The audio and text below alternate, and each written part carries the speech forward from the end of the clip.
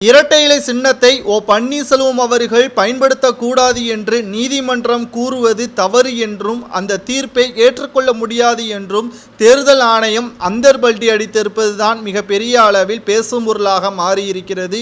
கிட்டத்தட்ட தேர்தல் ஆணையம் கொடுத்த கடிதத்தின் மூலமாகத்தான் பன்னீர்செல்வம் தரப்பினர் மேல்முறையீடு செய்தார்கள் அதிமுகவின் இரட்டை இலை சின்னத்தை கைப்பற்றுவதற்கு.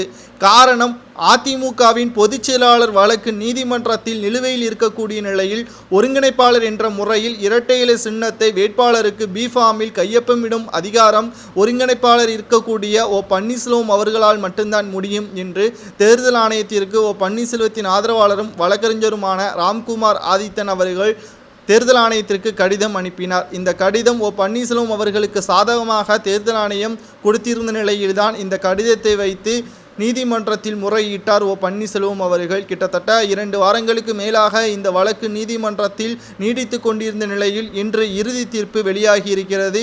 இறுதி தீர்ப்பின் பொழுது அதிமுகவின் பெயர் மற்றும் சின்னம் கொடி பயன்படுத்த பன்னீர்செல்வத்திற்கு விதித்த இடைக்கால தடையை நிரந்தரமாக செய்தது என்று சென்னை உயர்நீதிமன்ற தீர்ப்பை ஏற்றுக்கொள்ள முடியாது. ஏனென்றால் பன்னீர்செல்வம் அவர்கள் அனைத்து இந்திய அண்ணா திராவிட முன்னேற்ற கழகத்தில் 3 முறை முதல்வராக பதவியேற்று இருக்கிறார். என்ன காரணத்திற்காக பன்னீர்செல்வத்தை முதலில் கட்சியிலிருந்து நீக்க வேண்டும்? இரண்டாவது, பன்னீர்செல்வம் அவர்கள் எதற்காக இரட்டை இலை சின்னத்தை பயன்படுத்தக்கூடாது?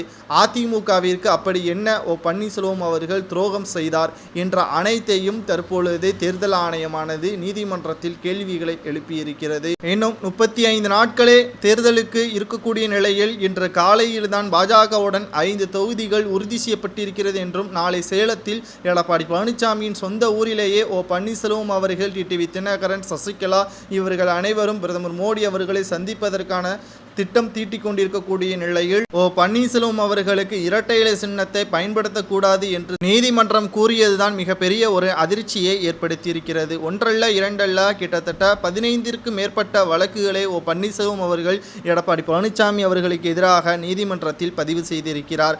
ஆனால் ஒன்றில் கூட பன்னீர்செல்வம் அவர்கள் வெற்றியடைய முடியாதுதான் மனவேதனை அளிக்கிறது என்றும் பன்னீர்செல்வத்தின் ஆதரவாளராக இருக்கக்கூடிய வைத்திலிங்கம் அவர்கள் கூறியுள்ளார். துரோகி கையில் எடப்பாடி பழனிசாமி கையில் இரட்டை இலை சின்னமும் அதிமுகவின் தலைமை சென்றால் நிச்சயமாக புரட்சித் தலைவர் ஜெயலலிதா அவர்களும் புரட்சித் தலைவர் எம்ஜிஆர் அவர்களின் ஆத்மாவும் சாந்தி அடையாது என்றும் வழிகட்ட வகையில்தான் அதிமுகவை சென்று கொண்டிருக்கிறார் என்றும் எடப்பாடி பழனிசாமி தலைமை ஏற்றால் நாடாளுமன்ற தேர்தலில் 40 தொகுதிகளில் அல்ல 2 தொகுதிகளில் வெற்றியடைவதை கடினம் என்றும் தற்பொழுது தகவல்களும் வெளியாகியிருக்கிறது.